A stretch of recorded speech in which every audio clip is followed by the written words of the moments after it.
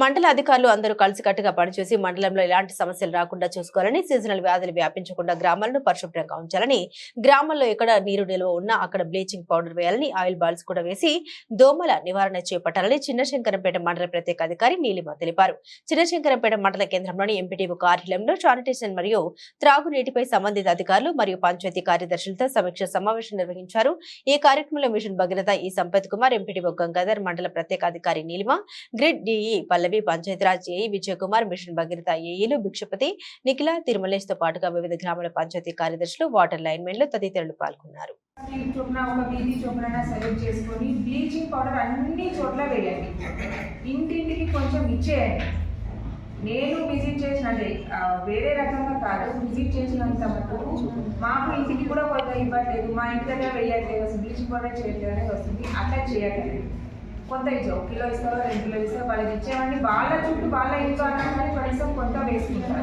లేదు అంటే జీపీ నుంచి మీరే చేయాలి. చుట్టూ ఎక్కడెక్కడైతే క్లీన్లీనెస్ లేదు, ఎక్కడైతే వాటర్ స్టాగ్నేట్ అయి ఉంటుందో, ఎక్కడైతే బురద ఎక్కువగా ఉంటుందో ఆ చోట్ల వేయండి. తర్వాత ఈ బుష్ క్లియరింగ్స్ అనేటువంటిది హాస్టల్స్, స్కూల్స్ లోపల వర్కర్స్ ఉన్నారు, శానిటేషన్ అనేటువంటి వాళ్ళు చేస్తారు. కానీ ఎక్కువ మొత్తం లోపల బుష్ వస్తే మాత్రం వాళ్ళు ఒకవేళ మిమ్మల్ని కనుక కాంటాక్ట్ అయితే వెళ్ళి ఆ బుష్ క్లియరింగ్స్ అయితే చేయించండి. ఇన్స్టిట్యూషన్స్ లోపల ఆ వీడింగ్ తీయడం, తర్వాత గడ్డి అలాంటి వాళ్ళు ఏమంటారంటే గడ్డి మందు చేసేసినామంటారు, కానీ ఆ గడ్డి మందు వల్ల వర్షం పడుతుంది కాబట్టి అది పని చేయలేదు. సో మేము అక్కడ ఉన్న వర్కర్స్కి కూడా చెప్తున్నాము, జీపీలో ఎక్కువ మంది ఉన్నారు కాబట్టి మీ వర్కర్స్తోనే మీరు క్లియర్ చేసుకోవాలని చెప్పి చెప్తున్నాము. శానిటేషన్ అయితే మీకు ఇబ్బంది ఉండదు, ఆ టాయిలెట్స్ క్లీనింగ్, బాత్రూమ్ క్లీనింగ్స్ వాళ్ళు చేసుకుంటారు. కాకపోతే ఈ గడ్డి ఎక్కువ మొత్తంలో కొంచెం మొక్కలు అవి ఉంటే మాత్రం మీరు జీపీ నుంచి చేయండి.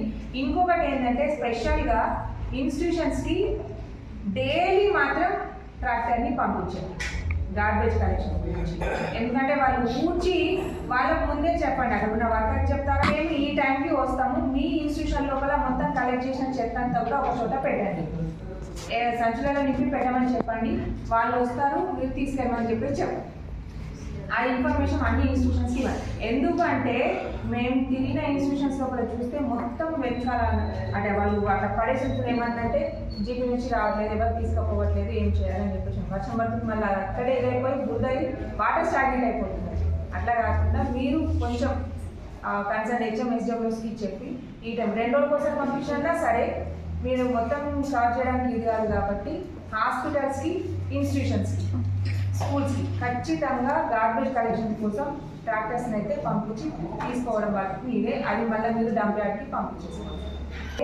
వితిన్ ద టైం లోపల వాళ్ళకి ఇంటిమేషన్ ఇవ్వండి. మీరు కూడా కొంచెం ఇన్ టైం లోపల అవి అటెండ్ అయ్యేటట్టు చూడండి. అదేంటి ఎస్కొండాపూర్ అన్నారా.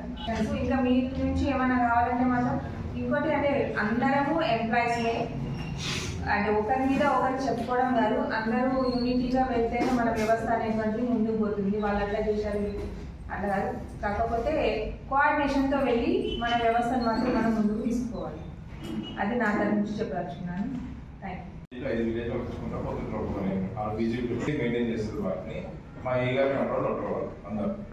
అది ఈ గారు కంట్రోల్ ఉంటారు, డి కంటే ఈ గారు కంట్రోల్లో ఉంటారు. మెయిన్ డి కంటే డీకి డ్యూరేషన్ ఎక్కువ ఉంటుంది కాబట్టి ఆ లోపల ఎవరు ఉంటారో 2-3 ఈ కంట్రోల్ ఉంటారు.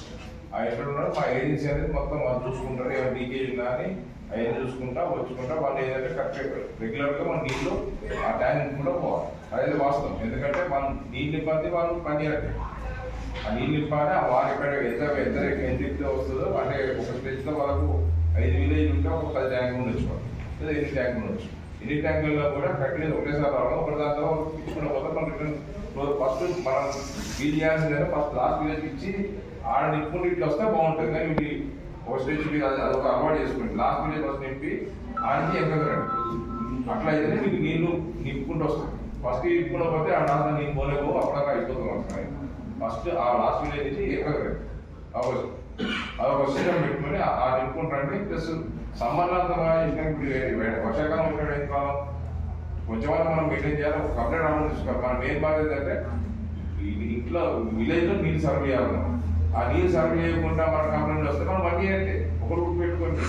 ఏ లైన్ అయినా కానీ ఎవరైనా కానీ మీరు కంప్లైంట్ చేస్తే మీ యొక్క అసమర్థత తప్ప వేరేదేం లేదు. అందుకే మీరు ఒళ్ళు జాగ్రత్తగా పని చేసుకుంటే మన బాధ్యత అది. ఒక గ్రామం నీళ్ళు ఇచ్చే బాధ్యత మాది కాదు. మీరు రెస్పాండ్ అవ్వడం ఫోన్ మన ఎవరైనా మాకు ఫోన్ ఇచ్చినది మన డిపార్ట్మెంట్ ఏజెన్సీ ఎందుకు ఇచ్చారు, మీ అందరు ఫోన్ రెస్పాండ్ కావాలని ఇచ్చారు. మీరు ఆ టైంకి రెస్పాండ్ కాకపోతే ఫోన్ రెస్పాండ్ కావడం మాత్రం అది సీరియస్ యాక్షన్ అవుతుంది. దాని తర్వాత ఏజెన్సీ రికమెండ్ చేసి తీసేయడం జరుగుతుంది. అదే నో డౌట్. ఎందుకంటే ఎవరికి అది అపేక్షించేది లేదు, ఏం లేదు. వాళ్ళకి ఖచ్చితంగా వాళ్ళ బాధ్యత వాళ్ళు చేయాల్సిందే. ప్లస్ ప్రారంభమని మీరు మాకు చెప్పాలి, ఇంకోటి కాదు. మా విలేజర్స్ కాదు చెప్పేది, విలేజ్ సెక్రటరీ గారు చెప్పేది. మీరు సార్ మీ వీళ్ళు అందుకోలేదు అసలు ప్రాబ్లం మీరు చెప్పాలి. ఆయన చెప్తే మాకు అర్థమవుతుంది. ఫస్ట్ మీరు ఇవ్వాలి. వాళ్ళు చేస్తే మీరు ఏం చేస్తున్నట్టు మేము లైఫ్లో అసలు అర్థమవుతుంది. ఫస్ట్ మా సెక్రటరీ అందరూ కంప్లైంట్ చేసుకుంటారు. వచ్చి మీరు కంప్లైంట్ చేశారంటే మీరు ఎందుకు అర్థాలు చేసుకుంటారు. ఫస్ట్ మీ లైన్ మీద ఫస్ట్ మీకు కరెక్ట్గా ఉంటే మాకు వాళ్ళ దగ్గర కంప్లైంట్ రాదు. ఆ లెక్కన మేము సక్సెస్ అవుతాం. ఓవరాల్గా మన ఉద్దేశం ఏంటి, అందరికీ మంచిగా తాగాలి. అది నువ్వు చేసినప్పుడే నీకు ఆ జాబ్ చేయాలి. 15 నెలలు పడుతుంది కాబట్టి కొంచెం మా ట్రాన్సిషన్ లెవెల్లో టైం ఉన్నాం. అది కొంచెం సెట్ అయ్యే వరకు టైం పడుతుంది. మీరు కూడా మేడం కలవడం కావాలి, మీరు కూడా మేడం కూడా రెస్పాండ్ కావాలి తప్పదు.